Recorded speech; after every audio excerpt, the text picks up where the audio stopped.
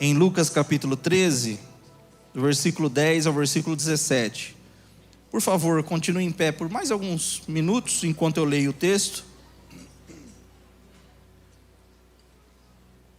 A palavra do Senhor diz assim: num sábado, Jesus estava ensinando numa das sinagogas.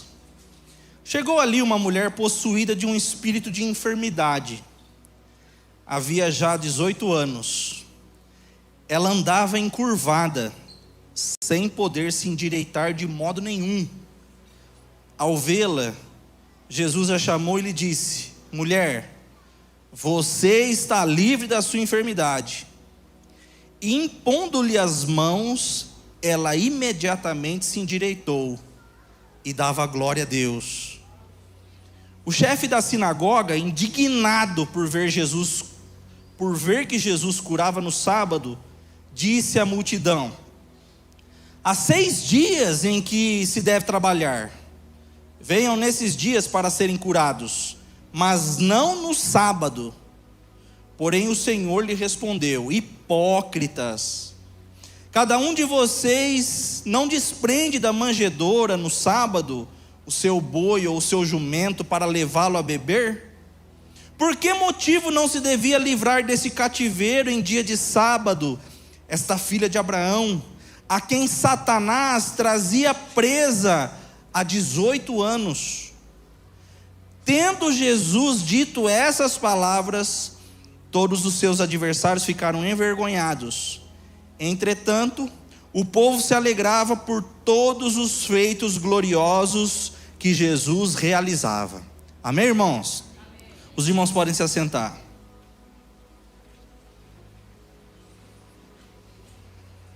Glória a Deus. Quando eu era criança, eu tinha muito medo de escuro. Não só medo de escuro, eu tinha medo de muitas coisas. Se eu ouvisse uma história de terror ou uma história de medo, normalmente piorava a situação. Nas festas de família, com tios, avós presentes, até mesmo meus pais, né? A gente normalmente tinha um tempo maior de ouvir as histórias dos mais velhos, de poder ouvir eles falando, né? E era muito comum meus tios, meus avós contarem histórias folclóricas, histórias de medo. E eu, quando criança, né, isso daí me causava um espanto muito grande. Eu lembro de uma história que meu tio contava. Meu tio Arlindo, ele já foi presbítero aqui nessa igreja. E aí ele morava numa seção ali da usina chamada Salto. E aí tinha uma festa, um baile, que acontecia em algumas sextas-feiras. E havia uma crença entre as pessoas que durante a sexta-feira, numa descida que havia lá naquela vila, uma banda de espíritos tocava música. A história era baseada numa outra história, que uma perua Kombi perdeu o freio e tinha uma banda dentro da perua. E aí a perua bateu e todo mundo morreu, caiu dentro do rio. É uma história mais ou menos assim. E aí ele dizia que as pessoas acreditavam que lá uma banda tocava. Eu não sei qual que é o dano também, né, para um ser humano ouvir uma banda de espírito tocando, né? Mas ele morria de medo dessa história. E aí, como ele era adolescente e estava acontecendo o baile, o pai dele fazia parte da organização do baile. E ele precisava ir para casa. E ele contava essa história que ele virava as esquinas lá do bairro, caindo, tropeçando, era só areia, né? Não tinha asfalto ainda. Morria de medo. Qualquer situação que acontecesse, qualquer barulho, já era indício de algo que ele deveria temer. Quando ele contava essas histórias e outras, história de lobisomem, disso, daquilo, que viu, que não sei o quê, sabe? Os antepassados costumavam contar histórias assim, né? Quando eles contavam, gente, a noite era terrível, porque a gente ia dormir, apagavam-se as luzes, e aí qual que era a minha estratégia? Eu vou me cobrir, porque eu acho que o demônio não vai me descobrir, né? Pensando. Quando eu ficava com muito medo, chamava meu pai: pai! Meu pai acendia as luzes, aí era um demônio tão fraco que ao acender as luzes, eles iam embora, né? E aí o medo passava. Eu queria ir para a cama do meu pai, aí eu tinha vergonha porque tinha meu irmão. Bom, a história é a seguinte: eu morria de medo dessas histórias de terror, de demônio, vivia com medo. Toda vez que eu ouvia, ficava com mais medo. É natural das pessoas, da nossa mente, reproduzir algumas coisas baseado naquilo que a gente aceita como verdade. Então, se você me perguntar, eu já vi urso de pelúcia conversando, pulando de um guarda-roupa para o outro. Por quê? De tanto medo que eu tinha, eu começava a ver as coisas acontecendo. De tanto medo, o urso, minha irmã tinha urso de pelúcia, o urso falava com a gente, olhava bravo. Por quê? Por causa do medo. Então nossa mente acabava reproduzindo algo, aceitando algo como verdade baseado numa história. O que eu vou pregar nessa noite, baseado no texto que eu li, no relato que eu estou contando, o tema é prisões na mente. Eu quero explicar muito bem, para que todos possam entender, porque pode ser que a conclusão no final seja a seguinte: você está querendo dizer que o problema que eu tenho, que a enfermidade que eu tenho, é coisa da minha cabeça? Não estou querendo dizer isso. Eu estou falando de forma respeitosa, de que o ser humano é um ser dotado de psique. Nós pensamos, a nossa mente tem uma capacidade de reproduzir coisas que aceitamos como verdades. Jesus pregava, e isso naquela época causava muita curiosidade entre as pessoas. Tinha gente que queria ver Jesus só como curioso mesmo. Alguns queriam pegar ele num tropeço, queria ver se ele tropeçava em alguma palavra. Outros buscavam algo especial em Jesus, queriam ser curados, libertos, transformados. E ele costumava visitar sinagogas para pregar. O principal dia da semana do judeu é o sábado, que é o dia do descanso. Esse dia era cheio de atividades na sinagoga. Até o exílio babilônico, tudo que diz respeito à religião judaica era diretamente apontado para o templo e para o sacrifício. Quando o povo de Israel ficou na Babilônia, aí eles não tinham mais o templo foi destruído. Lá na Babilônia, nas cidades da Babilônia, eles construíram o que se parece com uma igreja hoje, são sinagogas. Nessas sinagogas eles se reuniam semanalmente para ler a lei. Então, há uma transição na religião judaica, eles saem do foco principal de adorar a Deus no templo e de focar no sacrifício, e eles focam agora na leitura da lei, na prática da lei. A partir disso se levanta o que a gente conhece como escriba, fariseu, saduceu, essa galera que entendia da lei escrita, da lei judaica, e que era lida aos sábados na sinagoga. O interessante é que quando Jesus chegava na sinagoga, as pessoas diziam: Jesus não explica a lei como os escribas explicam, ele fala como alguém que tem autoridade. Então Jesus era muito diferente daquilo que as pessoas viam na época. Jesus está num sábado qualquer, um sábado comum, e havia uma mulher que há 18 anos tinha uma enfermidade. Ela vivia agachada, olhando para o chão. Seu corpo, sua coluna era inclinada, como se carregasse um peso. 18 anos. O interessante é que a Bíblia diz, ela estava possuída por um espírito de enfermidade. A palavra enfermidade no grego, quando foi traduzida para português, foi traduzida como enfermidade. Mas no original não está escrito enfermidade. No original está escrito fraqueza. A palavra que está ali é asteneia. Se você traçar um paralelo com outros textos, veja só, 2 Coríntios capítulo 14, o poder de Deus se aperfeiçoa na fraqueza do ser humano. É a mesma palavra, asteneia. O que essa mulher tinha então? Uma fraqueza. O dicionário em grego, a língua grega é mais rica do que o português. As palavras têm sentidos amplos, variados. Asteneia significa falta de força e fragilidade. O espírito que influenciava aquela mulher era um espírito que a tornava fraca. Ela ficou fraca, frágil, cheia de fragilidade. Espírito em grego é pneuma, em hebraico é ruach. Ambos significam fôlego de vida. As duas palavras que a gente traduz como espírito, pneuma e ruach, significa fôlego de vida. O que eu vejo nessa mulher? Cada respiração dela, sabe, apontava para o problema dela. Cada vez que ela respirava, sabe, não aguento mais, não dou conta mais, acho que eu vou desistir, não suporto mais. É o que essa mulher tinha, um espírito de fraqueza. Cada respiração, fôlego de vida dela, apontava para aquilo que a oprimia. 18 anos sofrendo. No nosso país, uma pessoa que alcança 18 anos, alcança maioridade.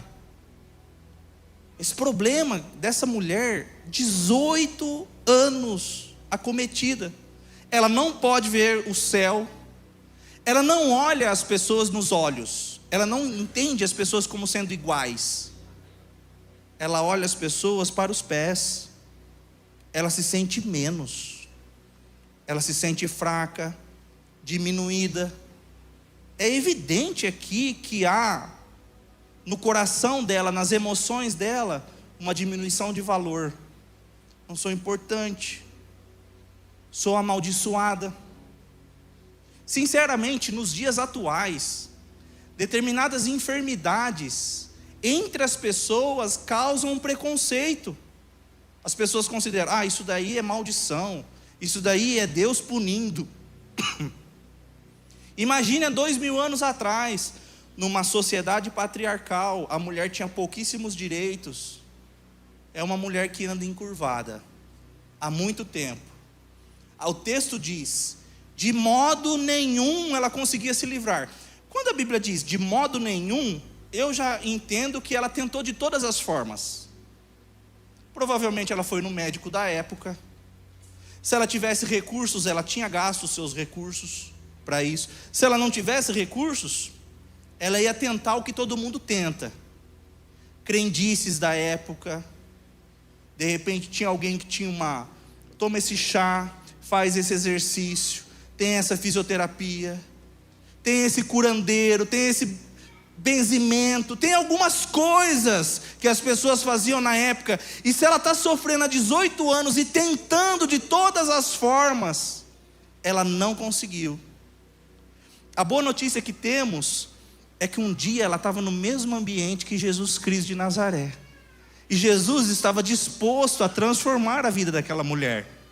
A notícia que eu tenho para você nessa noite é a mesma. Jesus Cristo está presente aqui. E a sua intenção é de libertar você e a sua família desse sofrimento. Sofrendo, não aguento mais. Eu fico imaginando como se fosse um peso. Você já imaginou as dores que com o tempo isso foi causando no corpo dela? Não é uma posição natural do corpo humano, andar inclinada. Provavelmente ela sentia dores no pescoço, nas costas, nas juntas, nos nervos, em tudo quanto é canto. Todo lugar sentindo dores. Tentando de todas as formas, tentando aqui e ali. Nós vemos hoje o mundo, existem tantas filosofias, tantas crenças variadas. A Bíblia diz que Jesus é o caminho, Jesus é a verdade, Jesus é a vida. Existe uma única opção de libertação genuína, verdadeira, é por intermédio do Filho de Deus. Só por intermédio de Jesus. Jesus está ensinando, está todo mundo ouvindo. Ele vai até a mulher e ele fala com a mulher: mulher, seja livre. Você está livre do seu problema. Ele expulsou o demônio dela? Não. Se você ler o próximo capítulo, um jovem era acometido de um espírito maligno e ele era mudo. O espírito maligno provocava isso nele. E Jesus expulsa o espírito do jovem. Nessa mulher aqui, Jesus não expulsa nenhum espírito. Jesus fala com ela: mulher, você está livre. Eu acho interessante, eu fico tentando imaginar a cena. Uma mulher encurvada, Jesus já está ensinando, já está falando, aquela voz que ela está ouvindo, já está sendo familiarizada para ela. Ela já está entendendo. Mulher, seja livre, você está livre. Será que ela entendeu que era com ela? Ela não via normalmente o rosto, não via as pessoas apontando, normalmente ela via os pés. Eu quero valorizar hoje, irmãos, o poder da palavra do nosso Deus.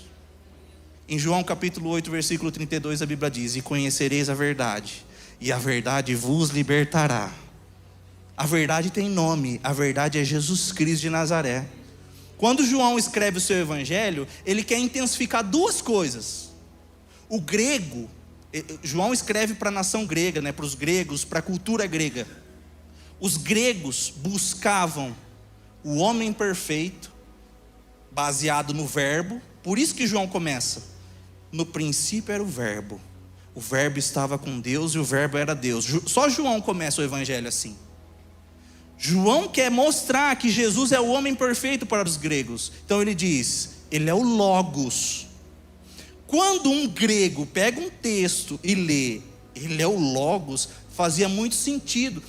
Para nós existe um distanciamento social, cultural, a gente não entende muito bem. Ele é a palavra.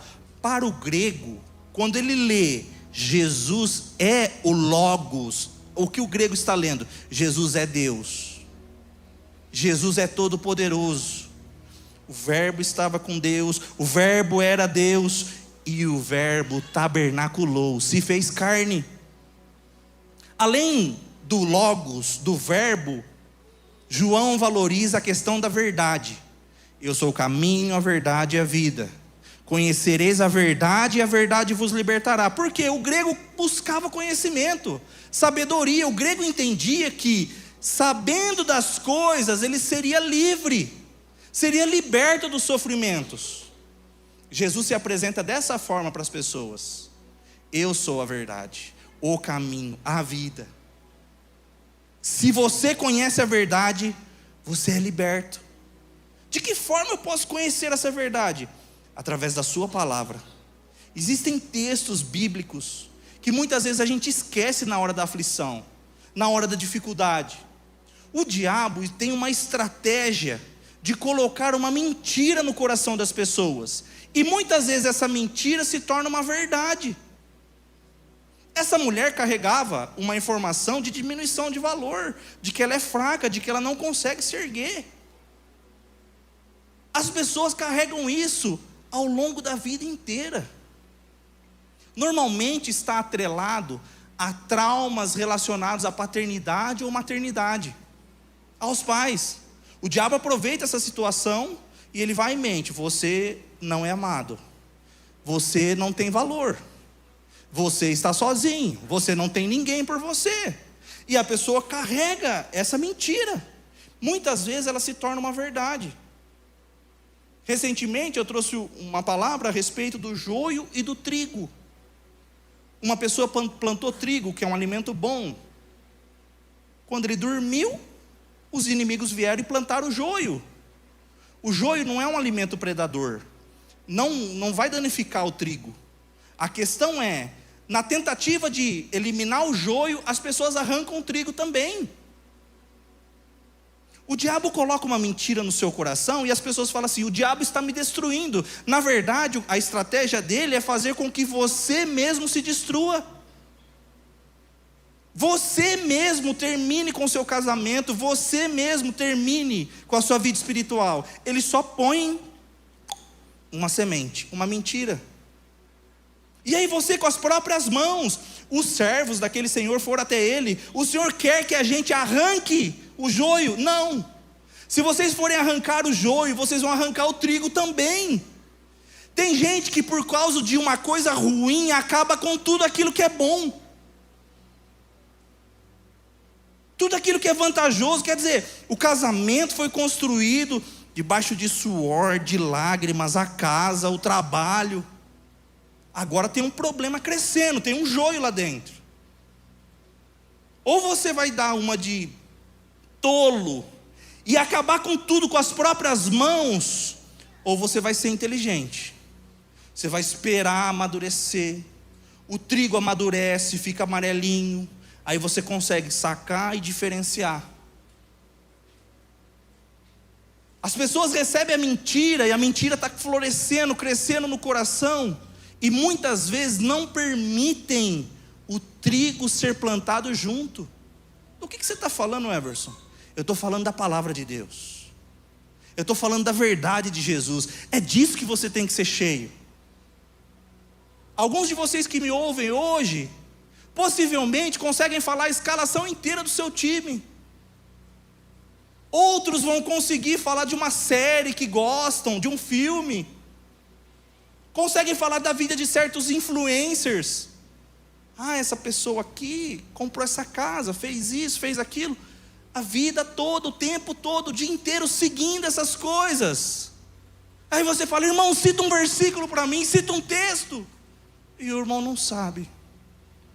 O irmão não conhece um texto. Aí, esse é o momento que está todo mundo dormindo na plantação. Aí vem o inimigo e planta o joio. Eu quero falar para você que além de você ficar alerta, esperto, ficar atento, vigilante, você tem que se encher da palavra de Deus. Ser cheio da verdade de Deus. É isso que liberta as pessoas. Conheçam a verdade, e a verdade vos libertará. É difícil viver aprisionado, é difícil. Existe um texto na Bíblia, a gente pode ler a Bíblia inteira aqui, para a gente ver a libertação.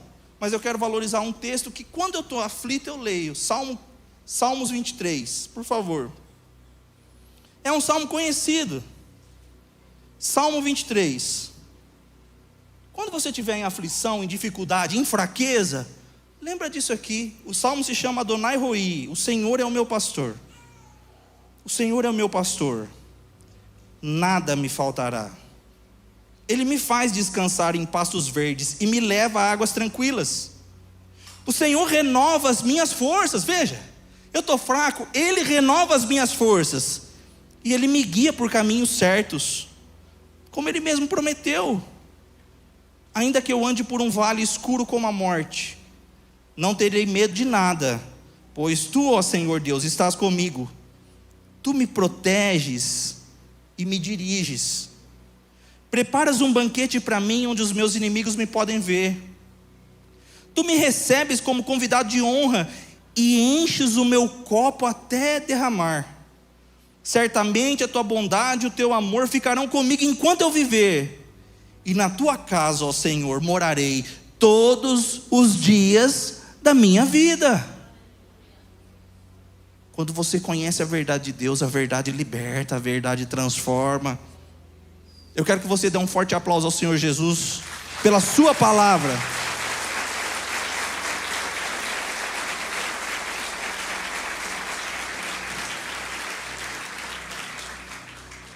Quais são as prisões que as pessoas costumam carregar? Culpa. Culpa é uma prisão. A pessoa fez algo, ela sabe que é errado, e ela não sabe lidar com aquele sentimento. Não sabe como corrigir. É um fardo pesado demais para carregar. A culpa é um fardo pesado, é uma prisão na mente. As pessoas ficam aprisionadas. Rancor. Guardar mágoa de alguma pessoa é um fardo pesado. É uma prisão. É difícil de carregar. As pessoas ficam aprisionadas quando são rancorosas. Mentiras, como eu disse. Pecado. O pecado oculto causa a destruição interna do cristão. Muitos cristãos carregam isso progressivamente. Eles lutam, eles tentam e querem abandonar, e não é o desejo deles. Mas há algo dentro dele que parece ser mais forte. É uma prisão, é uma mentira. As pessoas aceitam o fato de carregar aquele pecado, aí dizem, eu não consigo. Eu não consigo vencer.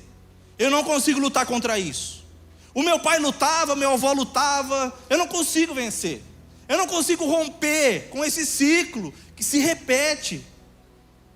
Essas são as prisões que as pessoas carregam. Eu não sei qual era a prisão que ela carregava. Eu sei que Jesus falou com ela: mulher, você está livre. Ela não conseguiu olhar para ele. A Bíblia diz que Jesus impôs as mãos sobre ela, e algo que não acontecia há 18 anos aconteceu. A mulher que vivia há 18 anos, encurvada, com dores, olhando tudo para o chão, sem ver o céu, sem ver o rosto das pessoas, só via os pés, se sentindo menos, cansada, que cada respiração, não dou conta, não aguento mais isso. Jesus impôs as mãos sobre ela e ela se levantou. Ela olhou exatamente para o rosto de Jesus. E se tem uma coisa extraordinária da gente ver em qualquer momento da eternidade, é o rosto do nosso amado. Dentre tantos rostos que estavam ali, tanta gente olhando, gente, eu fico tentando, eu queria viajar no tempo, vou ser sincero, se algum dia algum cientista vier, o que você quer fazer? Eu quero viajar no tempo, porque eu gostaria muito de estar presente ali, eu gostaria muito de ver o rosto de Jesus olhando para ela. Ela olha e 18 anos sem ver rosto de ninguém, e ela está vendo o rosto de Jesus Cristo de Nazaré. Está livre, filha, está livre. Quando eu era criança, falando bastante de criança, né? Minha avó tinha um toca-disco. De sábado, na minha casa acontecia faxina, e a casa da minha avó tinha quintal compartilhado com a casa dos meus pais. E aí começava logo cedo, acho que a maioria da casa dos cristãos pentecostais é assim, começavam os louvores a tocar logo cedo, né? E a gente estudava a semana toda, e de fim de semana a gente queria dormir até mais tarde. Aí começava, o louvor que o Mateus cantou hoje aqui, eu falo que é do Matos Nascimento, eu não sei se outra pessoa canta, mas esse daí era o primeiro, que era para acordar a turma. Tinha um louvor que era cantado, esse louvor é conhecido. De acordo com algumas pesquisas, ele está entre os 10 mais tocados no mundo cristão. Ele foi escrito na década de 70. O louvor se chama O Rosto de Cristo. Preste atenção na letra desse hino. Eu estou falando da minha avó porque a minha avó colocava esse disco. Eu lembro da minha avó cantando esse hino. Toda desafinada, eu puxei para ela e ela cantava esse hino aqui. Sempre que eu leio a história de Cristo, eu fico a pensar com grande emoção no privilégio que muitos tiveram de ver o seu rosto, sentir sua mão. Essa mulher viu o rosto de Jesus e sentiu a mão de Jesus. Eu também teria a mesma alegria de vê-lo bem perto, bem junto a mim, olhar em seus olhos, serenos e meigos. Oh, como eu queria ser tão feliz assim. E ao ver as gravuras dos quadros pintados, daquilo que dizem ser o meu Senhor, o meu ser não aceita o que está na tela. É falsa a inspiração do pintor. Não creio num Cristo vencido, cheio de amargura, semblante de dor. Eu creio num Cristo de rosto alegre. Eu creio no Cristo que é vencedor. E um dia também eu o verei face a face. E assim eu creio pela minha fé. Oh, aleluia. Verei o seu rosto. Verei a Jesus como Ele é. Vamos aplaudir ao Senhor Jesus Cristo.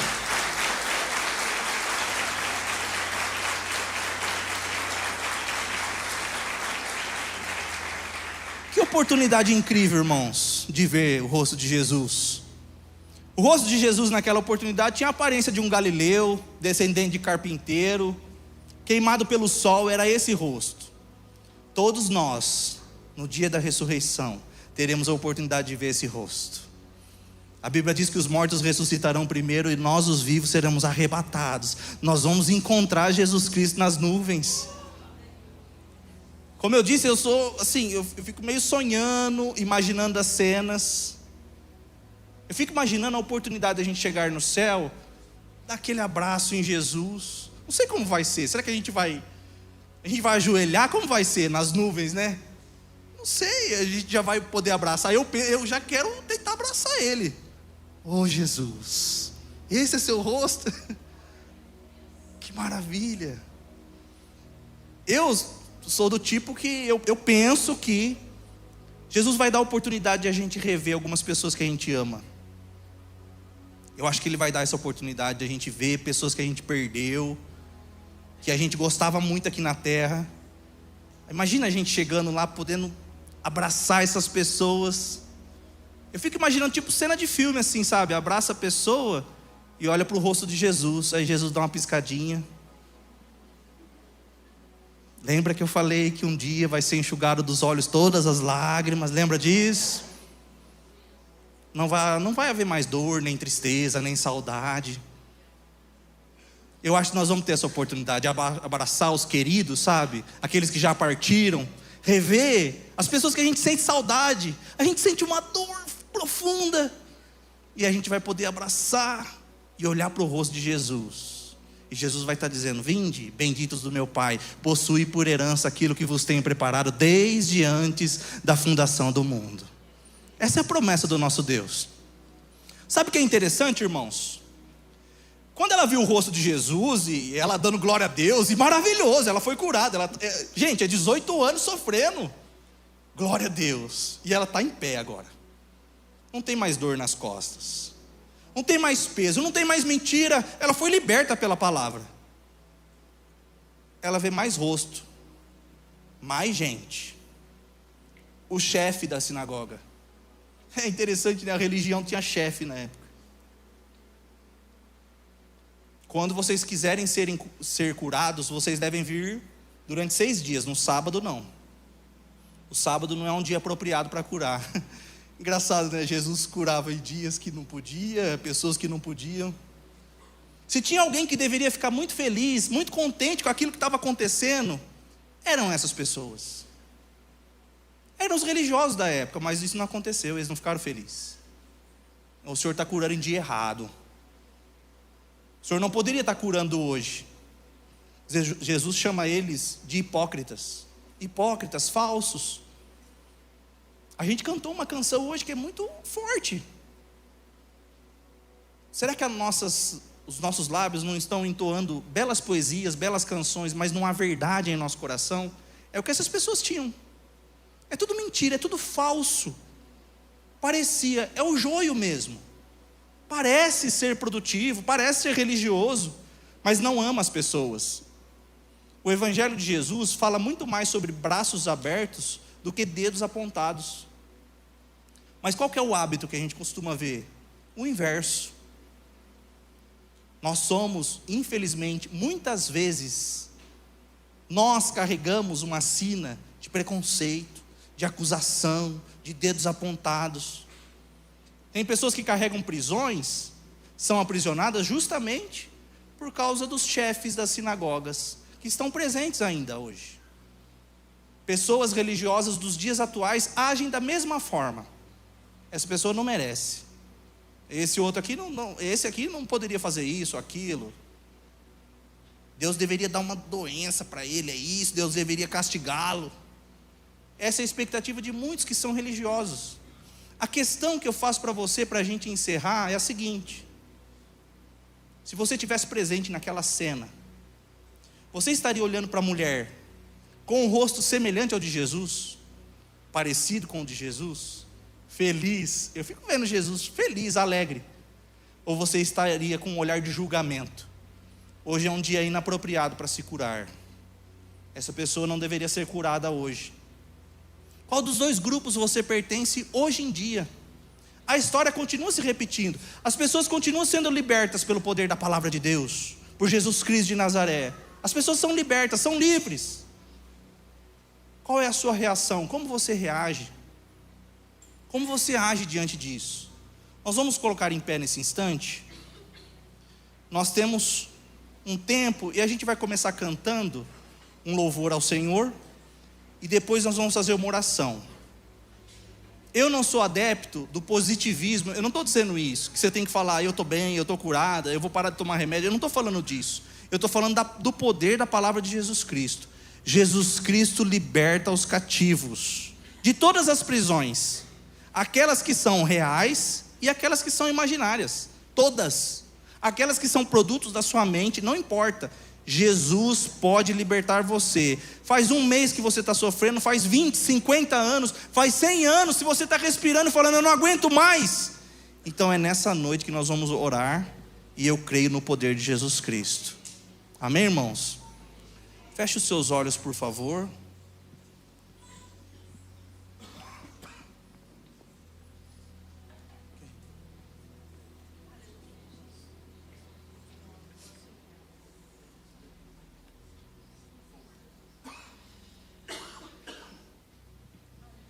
Continue com seus olhos fechados. A maioria de vocês conhece essa canção, e vocês podem cantar com os olhos fechados, engrandecendo ao Senhor. E aí na sequência nós vamos fazer uma oração. Eu sinto a presença de Deus aqui em nosso meio. O rosto de Jesus está direcionado para nós. Há um rosto feliz olhando para nós. Há muita coisa legal que vai acontecer nesses poucos minutos.